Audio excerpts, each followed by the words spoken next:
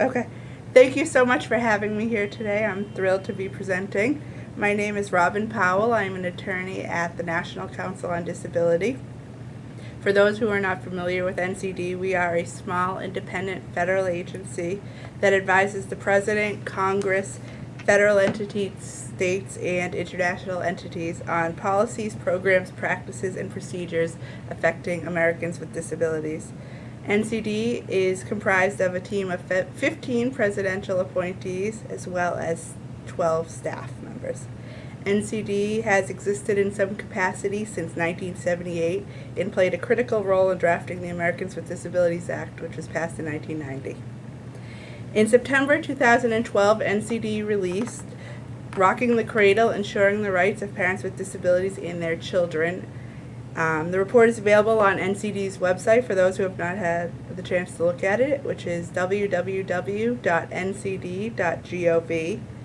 Rocking the Cradle is a groundbreaking, comprehensive policy report which provides an overview of the current state of knowledge, attitudes, and practices towards parents with disabilities and their children.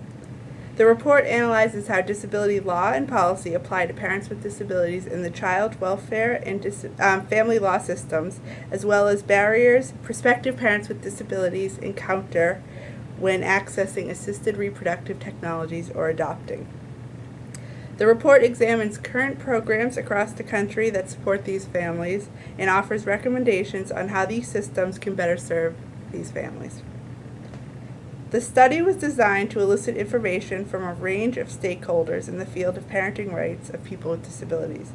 A critical component of the study is the information gleaned from interviews with parents and prospective parents with disabilities, as well as service providers, advocates, and researchers. NCD carves out time at all of our public board meetings to hear from our stakeholders, and for about 2 years, beginning in 2010, NCD regularly heard from disability leaders that parents with disabilities were encountering significant barriers and discrimination to raising families. In May 2011, NCD convened a panel of experts on the topic of parenting at a forum in Portland, Oregon, and received an even more complete picture of the concerns these families were encountering. Shortly after the event, NCD drew up plans to take on parenting as a formal priority. Partnering with Through the Looking Glass, a nationally recognized nonprofit organization that serves parents with disabilities and their children, we released Rocking the Cradle. Key findings related to the child welfare system include increasing numbers of adults with disabilities are choosing to become parents. Currently, there are more than 4.1 million parents with disabilities in the United States who have a child under the age of 18, which is 6.2% of all American parents. This isn't just about parents, however. Estimates indicate that 6.1 million children have a parent with a disability, which is nearly 1 in 10 American children. Parents with disabilities are the only distinct community who struggle solely because of their status to retain, or even gain in some situations, custody of their children.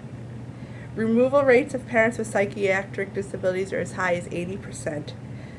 Removal rates of parents with intellectual disabilities are also as high as 80%. Extremely high removal rates and loss of parental rights are also encountered by parents with sensory or physical disabilities. Fully 2/3 of child welfare statutes allows courts to reach the determination that a parent is unfit on the basis of the parent's disability. In every state, disability may be considered and is considered in determining the best interest of a child for purposes of determining custody. A key part of NCD's Rocking the Cradle is our recommendations.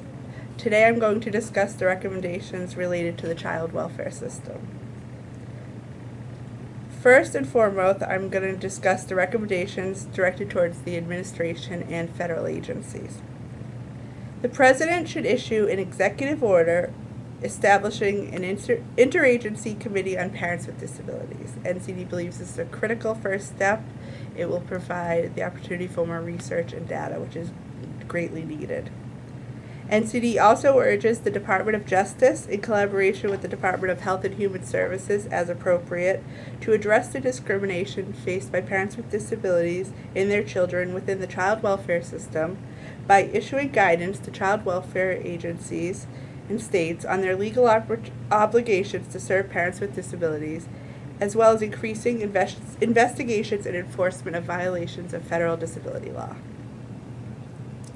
In addition, NCD recommends that HHS's Children's Bureau should collaborate with the National Institute on Disability Rehabilitation and Research in funding and directing NIDER's National Center for Parents with Disabilities and Their Families.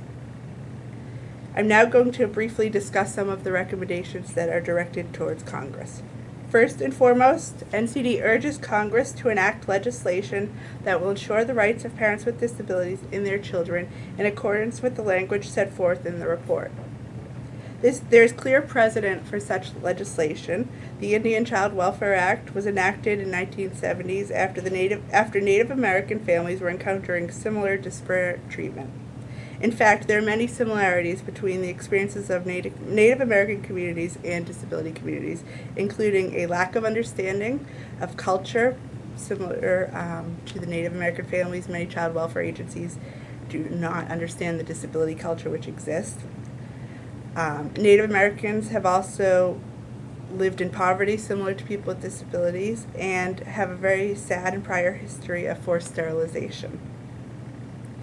NCD also recommends appropriation of funding for research on parents with disabilities and their families. As I mentioned earlier, the research is very, very limited right now, and in order to direct policy, we need better research.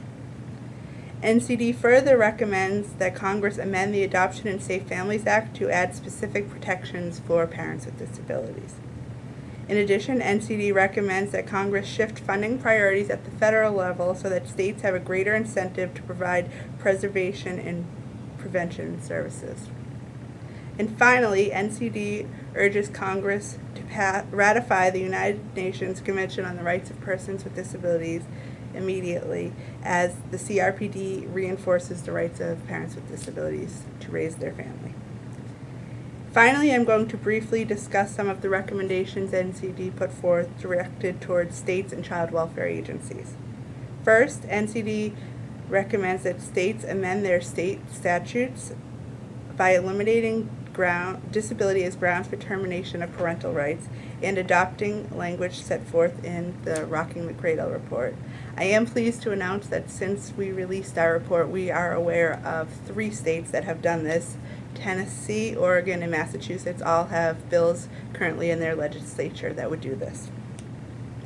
Further, NCD urges states to require mandatory training related to parenting with a disability for all dependency court professionals, including judges, attorneys, and evaluation personnel.